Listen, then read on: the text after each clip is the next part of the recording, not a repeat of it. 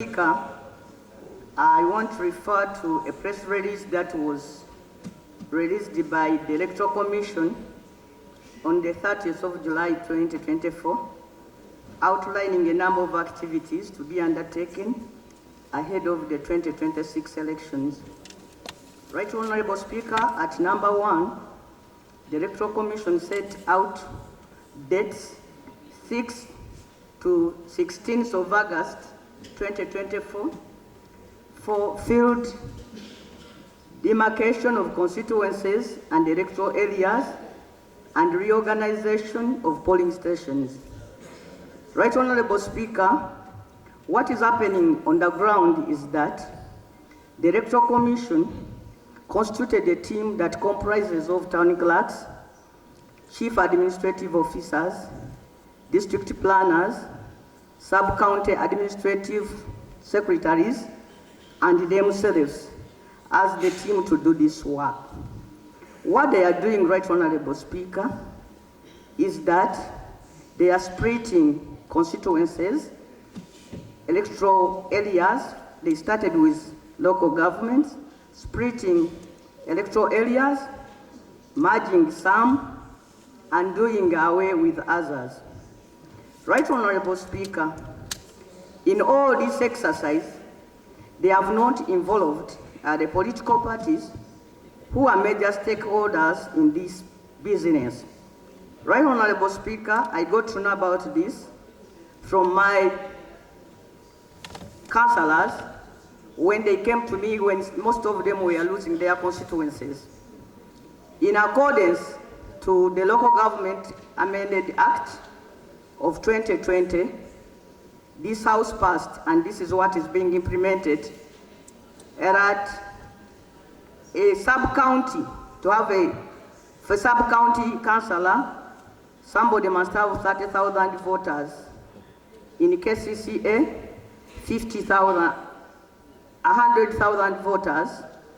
In other cities, 100,000 voters. Municipal wards, 15,000 voters. City division wards, 15,000 voters. Sub-county, 12,000 voters. Towns, wards, 12,000 voters. And then municipal wards, 7,000 voters. Right Honorable Speaker, as much as it is saying that they are implementing a law that was passed by this House, they are using the census of 2014 to determine the population, not the current census. Mr. Speaker, sir, after 10 years, the population has changed and a lot has changed. So if you go out to create electoral areas, depending on the 2014 population census, you are, in essence, already rigging elections because the number of residents has drastically changed, especially for us who are in towns. Right Honorable Speaker. Prayers, Honorable. There is also another issue, Right Honorable Speaker, I want to raise. As they are decreasing when they follow up with this, they have decreased the number of councillors. I've been looking at some of my councils. Some of them now have 9 councillors. So if you have a council with 9 councillors, and 4 of them are on the executive, and 3 of them are chairpersons of committees, that means that committees now in the councils will have no members. You will find one councillor sitting alone on a committee to supervise a department of the district, of the sub-county, or of a municipal council. Lastly, Mr. Speaker, using the failure to involve stakeholders, when we all agreed, Mr. Speaker, that we are operating in a multi-party system of governance, and that political parties are major stakeholders, especially when it comes to elections. So this exercise, the way it has been conducted, Mr. Speaker, leaves out the major stakeholders and therefore leaves a lot to desire. So my prayers are, Right Honorable Speaker, that the Electoral Commission, through the Minister for Justice, be ordered, one, to involve all the stakeholders instead of using technical people in creating constituencies. Two, that after 10 years, it is erroneous, Right Honorable Speaker, to refer to population census of 2014, but have told me that they are doing this because the results of the recently concluded population census have not been gazetted. But, Mr. Speaker, what does it take to gazette the results of a population census that has been concluded so that in 2026 we create constituencies basing it truly on the population quotas as the intention of the framers of our Constitution was?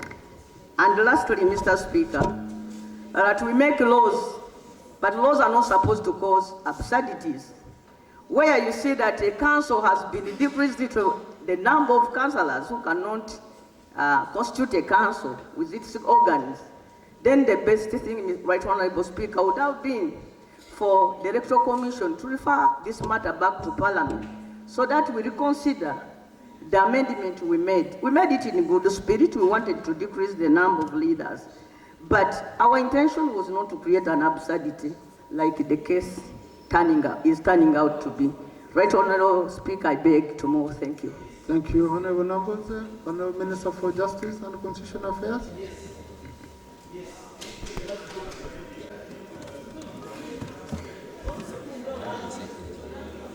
Mr. Speaker, sir, this country is known as the Republic of Uganda. A republic means we are a representative government, and the representatives are a result of elections. Therefore, electoral activities are paramount in these arrangements that are in our Constitution. Now that this matter has been brought to the attention of government by the Honourable Member of Parliament representing Mukono Municipality, I want to state as follows. Number one, in decision making, you must seek the input of those who will be affected by the decisions. The cows, town clerks, the electoral commissioners are not candidates for elections. They are not players. Even you, if you are making rules for football, you consult the football clubs. Even if you are choosing referees. So this matter is critical. As I understand it, the Honourable Member is stating that the Electoral Commission is perhaps misreading what the meaning of independence is. The Electoral Commission is independent, but it doesn't mean that they act alone and they don't act for themselves.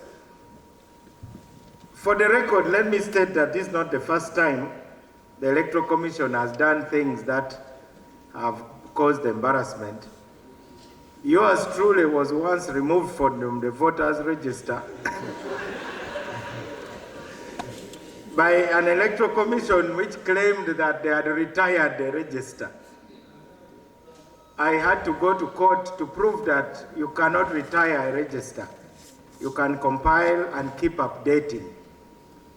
So, let me take this as homework, but I will do the following two things. Number one, I'll meet them and hear their side.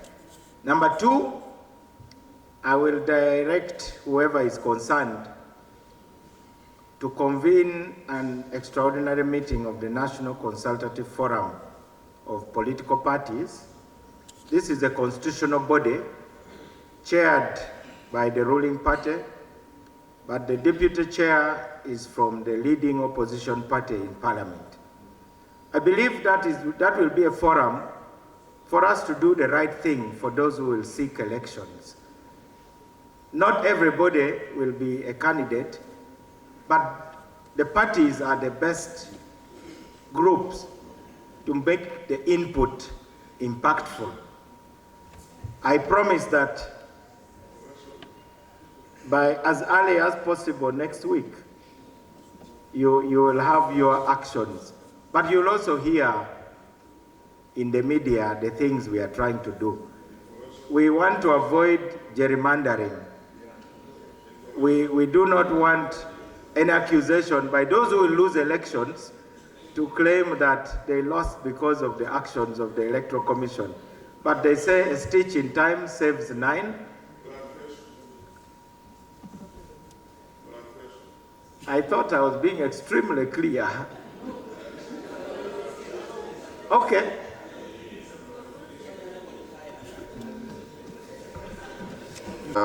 Subsection 1 talks about 100,000 in the case of cities. Section C, 15,000 in the case of municipalities or city divisions. Isn't this a contradiction? Would you clarify? Because this is for the representation for direct elected in the city council. One is talking about one councillor representing 100,000 people. So, Honorable, you want a minister to clarify on the law? Because this is a law. He's the right person. I thought he is the right person to clarify on the law. He is obliged to comply. They are non-negotiable. So there is even no way the Electoral Commission will say they are doing the right thing if it is outside the law. It is as simple as that. So my job is simply to communicate clearly to them, one, that they need to act in a consultative manner, and two, they must be objective. And objectivity means that they must deal with current data. If you are using outdated data of 2014, if that is indeed the case, and their excuse is that it has not been gazetted, then that is, I agree, an absurdity. So, Mr. Speaker, sir, let me take this as homework. Thank you. And I'm glad that there is still some between the two former DP friends. I'm happy OB and OG are between the two former DP friends. I'm happy OB and OG are